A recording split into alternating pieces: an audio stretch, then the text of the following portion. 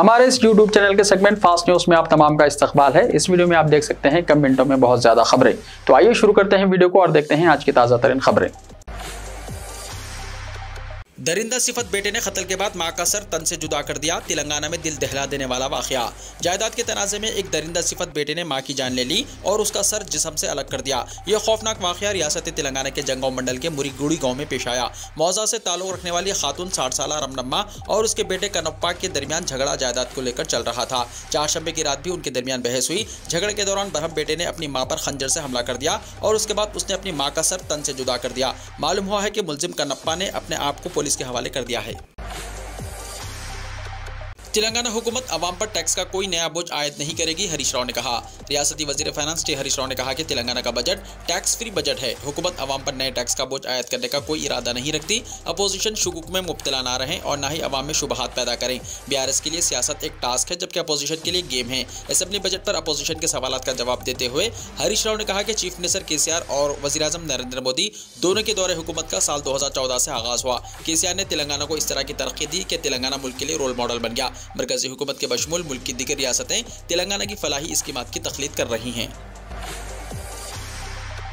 हिंदुओं और दिगर मज़ाहिब के अवाम के मसाइल को भी उठाती है मजलिस। असेंबली में जनाब अकबर अवैसी की तकरीर। तेलंगाना असेंबली में मजलिस के फ्लोर लीडर जनाब अकबरुद्दीन अवैसी ने कहा कि पुराने शहर के हिंदू भाइयों के मसाइल को हल करने के लिए भी उनकी पार्टी हुकूमत से नुमाइंदगी करती है। असेंबली में बजट पर हुए मुबाहिस में हिस्सा लेते हुए जनाब अकबरुद्दीन अवैसी ने कहा कि पुराने शहर में मुसलमानों के साथ हिंदू, क्रिश्चियन, सिख और दिगर मज़ाहिब के लोग रहते हैं। जिस तरह मजलिस मुसलमानों के मसाइल की नुमाइंदगी करती है, इसी तरह हिंदू और दिगर मज़ाहिब के लोग भी उनसे मुलाकात करते हुए अपने मसाइल पेश करते हैं। उन्होंने कहा कि पुराने शहर के लाल दरवाजे की मंदिर की तरक्की और कल्याण मंडप की तामीर के सिलसिले में वो हुकूमत से नुमाइंदगी कर चुके हैं और चीफ मिनिस्टर चंद्रशेखर राव ने इस मंदिर की तरक्की के लिए 20 करोड़ रुपए मंजूर किए हैं, लेकिन कामों का आगाज नहीं हुआ। कायदे मजलिस ने हुकूमत से दरख्वास्त की कि वो मंदिर की तरक्की के कामों का आगाज कर दें। इस मौके पर फ्लोर लीडर जनाब अकबर अवैसी ने शादी मुबारक स्कीम के तहत पेंडिंग 63,000 से ज्यादा दरख्वास्तों की यकसुई के लिए 150 करोड़ रुपए जारी करने की दरख्वास्त की। उन्होंने अखिलती बजट के चौथे सहमाही रकम जारी करने और मुकफ्फल वक्फ बोर्ड के रिकॉर्ड को खोलकर इसे डिजिटलाइज करने का मुतालबा किया। शराब की दुकानात बंद। कमिश्नर पुलिस हैदराबाद सीवी आनंद ने टैंक बॉन्ड पर फार्मूला ई रेसिंग के सिलसिले में सैफाबाद पुलिस स्टेशन के हुदूद में 12 फरवरी को शराब की दुकानात बंद करने के अहकाम जारी किए हैं। 12 फरवरी को सुबह 6 बजे से शाम 6 बजे तक शराब की दुकानात बंद रहेंगी। बिजली के मसले पर तेलंगाना असेंबली के बाहर कांग्रेस के अरकान असेंबली का मुजाहरा। तेलंगाना कांग्रेस के अरकान असेंबली ने इल्जाम आयद किया है कि रियासत के तमाम जुमरों को 24 घंटे बिजली फराहम करने का वायदा करते हुए चंद्रशेखर राव हुकूमत ने धोखा दिया। इस मसले पर असेंबली के बाहर मीडिया पॉइंट पर कांग्रेस के अरकान असेंबली ने प्ले कार्ड्स के साथ मुजाहरा किया। इस मौके पर सहाफियों से बात करते हुए कांग्रेस के अरकान असेंबली मल्लू भट्टी विक्रमार्का, सीताक्का और जग्गा रेड्डी ने इल्जाम लगाया कि रियासत भर में बिजली के मसाइल पैदा हो गए हैं, लेकिन कोई तवज्जो नहीं दी जा रही है। कांग्रेस के अरकान अपने हाथों में प्ले कार्ड्स लेकर असेंबली से बाहर निकले और नारेबाजी करने लगे। भट्टी विक्रमार्का ने कहा कि 24 घंटे मियारी बिजली की फराहमी का हुकूमत ने जो वादा किया था वो वादा पूरा करने में हुकूमत नाकाम हो गई है। उन्होंने कहा कि रियासत में बिजली के बहरान के मसले पर मुतालिबे को भी रियासती हुकूमत ने नजरअंदाज कर दिया। उन्होंने कहा कि बिजली की मुनासिब सप्लाई ना होने के नतीजे में किसानों को मुश्किल सूरत हाल का सामना है। सीएलपी भट्टी विक्रमार्का ने किसानों के मसाइल पर कांग्रेस की जानिब से पेश करदा तहरीक इल्तिवा को स्पीकर की जानिब से मुस्तरद करने पर नाराजगी का इजहार किया। उन्होंने कहा कि हुकूमत अवामी मसाइल पर बात करने तैयार नहीं है। उन्होंने कहा कि रियासत में बिजली की कटौती में इजाफा हुआ है। मजीद कहा कि एहतजाज करने के बावजूद स्पीकर ने उनकी तरफ तवज्जो नहीं दी, जिस पर वो एहतजाजन ऐवान से बाहर निकल आए। मलून राजा सिंह हादसे में बाल बाल बच गया। बीजेपी से मुअत्तल रुकन असेंबली मलून राजा सिंह हादसे में बाल बाल बच गया। वो जिस बुलेट प्रूफ गाड़ी में सफर कर रहा था उसका टायर गाड़ी से अलग हो गया। राजा सिंह असेंबली इजलास में शिरकत के बाद घर जा रहा था कि हैदराबाद के धूलपेट एक्साइज ऑफिस के सामने बुलेट प्रूफ गाड़ी का टायर अचानक निकल गया। बताया जाता है कि गाड़ी की रफ्तार कम होने की वजह से बड़ा हादसा टल गया।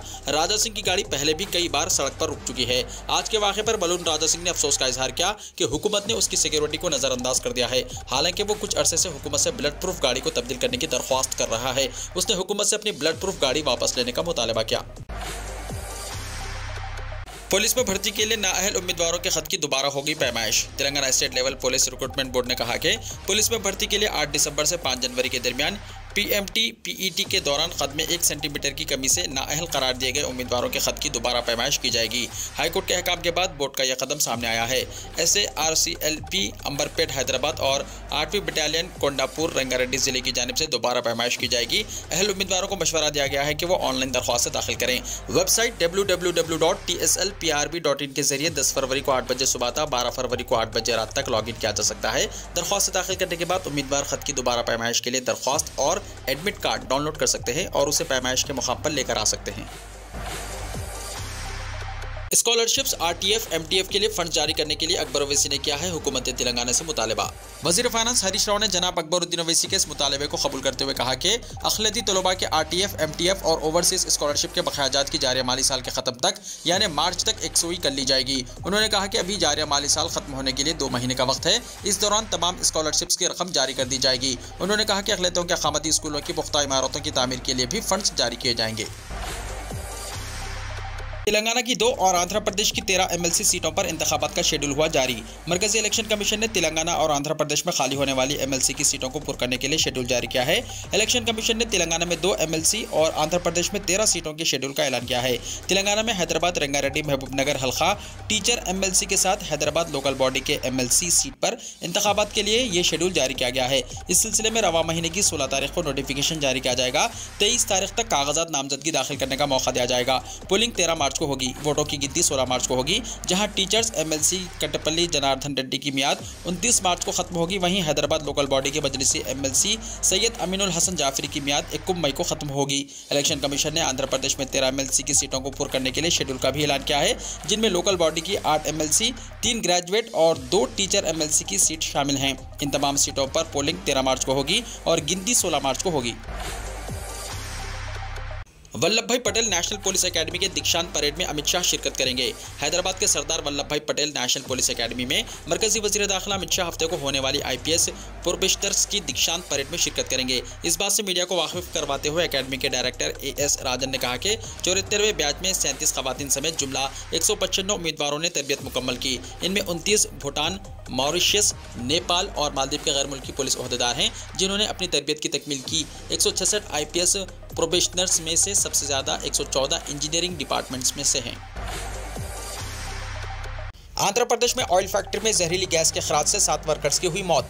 आंध्र प्रदेश के काकीनाडा जिले की ऑयल फैक्ट्री में जहरीली गैस के खराज से 7 वर्कर्स की मौत हो गई। यह वाक़या जिले के जीरामपेट इलाके में जुमेरात की सुबह पेश आया। महलुकीन में 5 का ताल्लुक पाडेरू और दीगर 2 का पेदापुरम मंडल से है। ये अफराद अंबाटी सुबना ऑयल फैक्ट्री के गैस के टैंक की सफाई का काम कर रहे थे। तिल का तेल तैयार करने वाली इस फैक्ट्री ने 1 साल पहले अपनी सरगर्मियों का आगाज किया था। सफाई के दौरान जहरीली गैस का इखराज शुरू हुआ और 7 वर्कर्स की मौत हो गई, क्योंकि ये जहरीली गैस उनकी सांस के जरिए अंदर चली गई, जबकि एक मजदूर वहां से निकलने में कामयाब रहा। 10 दिन पहले इन मजदूरों ने फैक्ट्री में मुलाजिमत शुरू की थी। राज्यसभा में पीएम मोदी की तकरीर के दौरान लगा मोदी अडानी भाई भाई का नारा, खूब हुआ हंगामा। राज्यसभा में आज सदर जमहूरिया की तकरीर पर शुक्रिया की तजवीज़ पर बहस का जवाब देने आए पीएम मोदी की तकरीर के दौरान खूब हंगामा हुआ। अडानी मामले पर JPC जांच का मुतालबा कर रही कांग्रेस और दीगर अपोजिशन पार्टियों ने पीएम मोदी की तकरीर शुरू होते ही मोदी अडानी भाई भाई का नारा लगाना शुरू कर दिया। इस अचानक हमले से परेशान पीएम मोदी को थोड़ी देर के लिए अपनी तकरीर रोकनी पड़ी। इसके बाद ऐवान के सरबराह ने अपोजिशन को रोकने की कोशिश की, लेकिन वो नहीं माने, जिसके सबब थोड़ी देर बाद पीएम मोदी ने इन नारों के दरमियान ही अपनी तकरीर मुकम्मल की।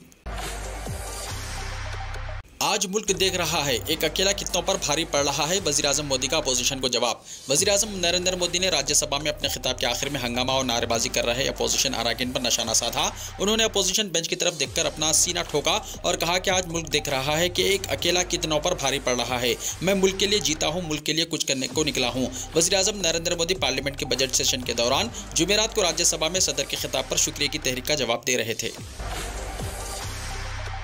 नरेंद्र मोदी ने पार्लियामेंट में शाहरुख खान की फिल्म पठान की तारीफ की, कहा बरसों बाद थिएटर हाउसफुल हुए। फिल्म पठान न सिर्फ हिंदुस्तान बल्कि दुनिया भर के बॉक्स ऑफिस पर धूम मचा रही है। फिल्म ने 13 दिनों में दुनिया भर में 865 करोड़ का हिस्सा अबूर कर लिया है। वज़ीर-ए-आज़म नरेंद्र मोदी ने फिल्म की कामयाबी की तारीफ की है। पठान हिंदी सिनेमा की तारीख में दुनिया भर में सबसे ज्यादा कमाई करने वाली फिल्म बन गई है। वज़ीर-ए-आज़म नरेंद्र मोदी ने फिल्म की तारीफ की है और पठान की कामयाबी पर खुशी का इजहार किया। लोकसभा में नरेंद्र मोदी ने पठान की दुनिया भर में कामयाबी पर फख्र से खिताब किया और कहा कि श्रीनगर में कई दहाइयों के बाद थिएटर थिएटर हाउसफुल हो चुके हैं। इससे पहले मोदी ने बीजेपी कारकुनों से भी कहा था कि वो बॉलीवुड की मशहूर शख्सियात और फिल्मों के बारे में गैर ज़रूरी तबसरे करने से गुरेज करें।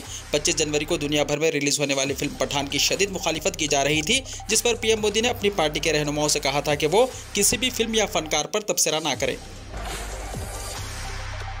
पीटी उषा ने राज्यसभा की सदारत की। पार्लियामेंट के ऐवान बाला राज्यसभा में जुमेरात को चेयरमैन और नायब सदर जगदीप धनखड़ की गैर मौजूदगी में तजुर्बेकार खिलाड़ी पीटी उषा ने ऐवान की कार्रवाई की। सदारत की पीटी उषा ने अपने ऑफिशियल ट्विटर हैंडल पर इस कामयाबी का एक मुख्तसर क्लिप भी पोस्ट किया और उसे एक काबिल फख्र लम्हा करार दिया और उम्मीद जाहिर की कि वो एक नया संग मील बनाने में कामयाब हो जाएंगी। इंडोनेशिया में भी आए जलजले के शदीद झटके, 4 अफराद हुए हलाक। इंडोनेशिया के मशरकी सूबे पापा में जुमेरात को 5.1 शिद्दत का जलजला आया, जिसके नतीजे में 4 अफराद हलाक हो गए। वो एक तैरते हुए रेस्टोरेंट पर थे जो समंदर में गिर गया और वो उससे बाहर नहीं निकल सके। अमेरिकी जियोलॉजिकल सर्वे ने कहा कि 5.1 शिद्दत का जलजला पापा के शुमाली साहिल के करीब जयापुरा के रिहायशी इलाके में आया। उनके मुताबिक इसका मरकज 22 किलोमीटर की गहराई में था। ऐसे जलजले अक्सर जमीन की सतह को ज्यादा नुकसान पहुंचाते हैं। तुर्किया और शाम में तबाहकुन जलजले में अम्बात 16,000 के पार। तबाहकुन 7.8 शिद्दत के जलजले से शाम और तुर्किया में 16,000 से ज्यादा अफराद जाँ बहक हो गए, जबकि हजारों जख्मी हैं जिनकी हालत तशवीशनाक है। मलबे से लाशें और जख्मियों को निकालने का सिलसिला जारी है, जिसकी वजह से अम्बात में मजीद इजाफे का खदशा जाहिर किया जा रहा है। गैर मुल्की मीडिया के मुताबिक मुतासरा इलाकों में जलजले के बाद आफ्टर शॉक्स का सिलसिला जारी है। जलजले से अब तक की इत्तलात के मुताबिक तुर्किया में 12,873 और शाम में 3,162 अफराद जाँ बहक हो चुके हैं, अस्पताल मुंतकिल किए गए और मलबे से मजीद निकलने वाले जख्मियों की तादाद भी हजारों में बताई जा रही है। तुर्क वजीर सेहत ने बताया कि मलबे तले दबने वाले 8,000 अफराद को रेस्क्यू कर लिया गया है, जबकि मजीद की तलाश जारी है और अम्बात में इजाफे का भी खदशा है। तबाहकुन जलजले के बाद 14 मुल्कों में सुनामी आ सकता है, तुर्किया का इंतबाह। तुर्किया और शाम में ज़बरदस्त आए जलजले में तबाही से दुनिया हैरान है और पूरी दुनिया मुतासरीन की बहाली को हमदर्दी से देख रही है। इस दौरान तुर्किया से एक और बड़ी तबाही की पेशन गोई की गई है। अल अरबिया की रिपोर्ट के मुताबिक कांडेली जलजला तहकीक इंस्टीट्यूट के डायरेक्टर हालुक ओजुन्स ने खबरदार किया है कि कोहरमान मोराइश में आने वाले 7.4 शिद्दत का जलजला बहरे रूम में सुनामी का सबब बन सकता है। अमेरिकी नेटवर्क CNN को इंटरव्यू देते हुए ओजुन्स ने कहा कि हमें 1999 के बाद इस खित्ते में आने वाले जलजले से होने वाले सबसे बड़े नुकसान का सामना है। उन्होंने मजीद कहा कि अंदाज़ा है कि जलजला मशरक़ी अनातोलिया के इलाके में आया, जिसकी वजह से 180 किलोमीटर तक शिगाफ पड़ गया। हमें सबसे ज़्यादा नुकसानदेह जलजले का सामना है जो इस खित्ते में 17 अगस्त 1999 के जलजले के बाद आया था। ओजुन्स ने मजीद कहा कि आफ्टर शॉक्स महीनों तक जारी रहने की तवक्को है। ये मुद्दत 1 साल तक तवील हो सकती है। हमें इस खतरे का सामना करना पड़ सकता है कि जलजला बहरे रूम के इलाके में सुनामी का बाइस बनेगा। हमने 14 ममालिक को इससे आगाह कर दिया है। वीडियो को लाइक शेयर कीजिए और हमारे इस YouTube चैनल को सब्सक्राइब करते हुए इसके बेल आइकॉन को प्रेस कर लीजिए ताकि ऐसी ही ताज़ा तरीन खबरों का नोटिफिकेशन सबसे पहले आपको मिलता रहे।